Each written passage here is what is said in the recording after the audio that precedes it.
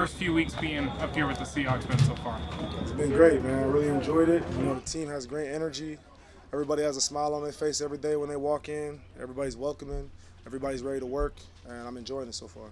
How similar is what you guys are doing defensively compared to what Brandon Staley had you guys running last year, or even the other defenses you played in down Yeah, it's really similar.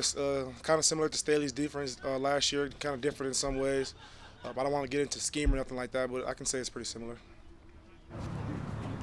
From the standpoint of this is, in a lot of ways, a turning point for this franchise, a lot of changes this offseason. What does it mean to you to be a part of this new era, new chapter, whatever it might be of Seahawks football? It's an honor. When every time you hear about the Seahawks, you think of championships, you think of winning, you think of a great culture. So for me to be a part of that new culture, that new team, that new year coming in and creating something, making something happen, it's a blessing to be able to do it for the Seahawks, and I'm grateful. How have these practices been getting up to speed and actually having OTAs back after a couple of years and this part of the offseason and everything? It's been great. I feel like this is the real, this is the very important time that people overlook, It's where all the team makes it together. Everybody's, trying to get to know one another more. It's where guys bond a lot more. And it's also good because it's a new scheme. So everybody's, here trying to learn as much as they can, as quickly as they can. So by the time they get here to camp, everybody's sharp. Does it feel different because the new scheme is kind of a different new player situation where you're not the new guy coming in and everybody else knows it, but you're all sort of learning together? Repeat that? Sorry, terrible question. Just say, normally if you're a new guy coming in, it's an established defense, you feel like a new guy, and you're the one learning, but you're all sort of learning together because it's new schemes that feel more like this. Yeah, definitely. Kind of more so because I played in this scheme last year and none of these guys did. I feel like everybody else is the new guy, and I'm the vet helping everybody learn and catch on. So, I'm good to be in this position. Any way I can help the young dudes learn and everybody come together so we can make this thing work. I'm here for it. Is the terminology that Clint uses pretty similar too? Yeah, in some ways. A lot of Coach Desai and Clint, the ones that they use is pretty similar in some ways. A little tweaks here and there, like I said, but overall the main part is pretty similar. What's your impression of Boye Mafe? Oh, man, that guy's a freak, man. He's got a lot of upside. I like his game. Off the field, he's a funny dude, man. Once you guys get to know him, if you ever up here, you guys talk to him, he's always smiling. He's a great guy. He loves to work. He works hard, and he's going to have a bright future in this league. When you answered John's question, it sounded like you're doing a bit of a leadership. What kind of leader are you?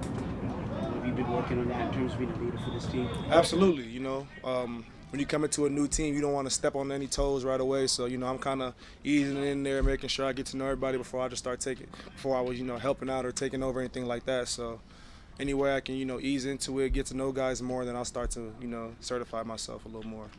Since you've been in the league now, this will be your 5th year. What are the key lessons that you think the two rookies, Boye and Tyreek, should take going into their rookie season?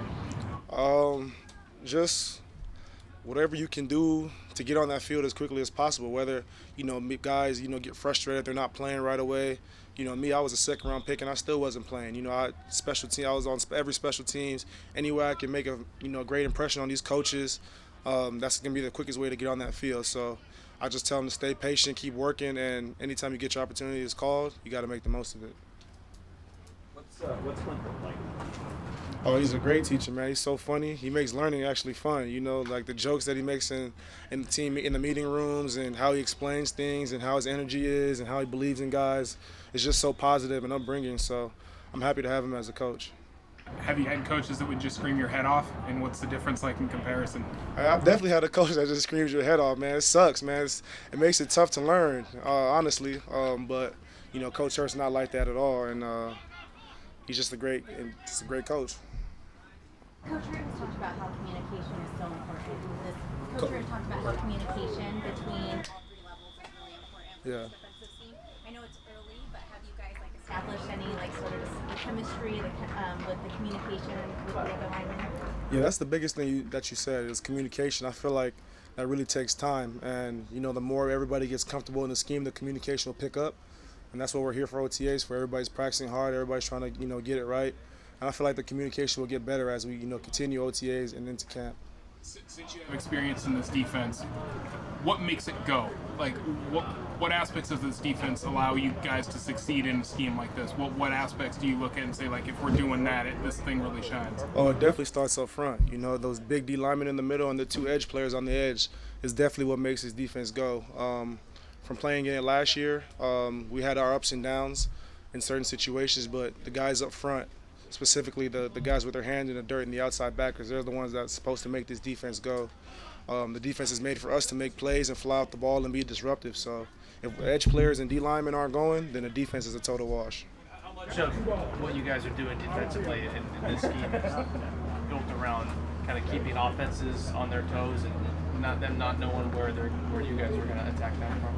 Yeah, so like you said, keeping them off their toes, always giving them different looks, not being in the same, coverage or being in the same front. You always got to mix it up to keep them on their toes, and that's an advantage of the 3-4 scheme, is being able to give offenses so many different looks and, having to play guessing games with them and make the quarterback hold that ball for extra seconds. So. Does some of that happen before the snap with guys moving around? Yes, absolutely.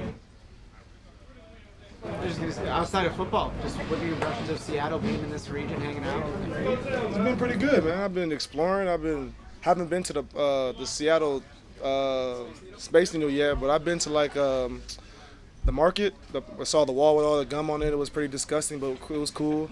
I saw some people tossing fish. That was pretty cool. Tried different places to eat. It's been good. The weather hasn't really been too bad, so it's been a good impression so far. Best thing I ate, man, it was his burger at Joey Bellevue. Man, it was his burger there. It was amazing, man. I got to go back for that. Thanks for reminding me. Did you contribute to the gum wall? No, I didn't. I didn't have any gum at me all the time. I was like, damn. Checking my pocket, see if I had any gum. I had no gum. I would have, though. Yeah. You want to touch it right now? Nah, I wouldn't touch that. Yeah, no, oh no.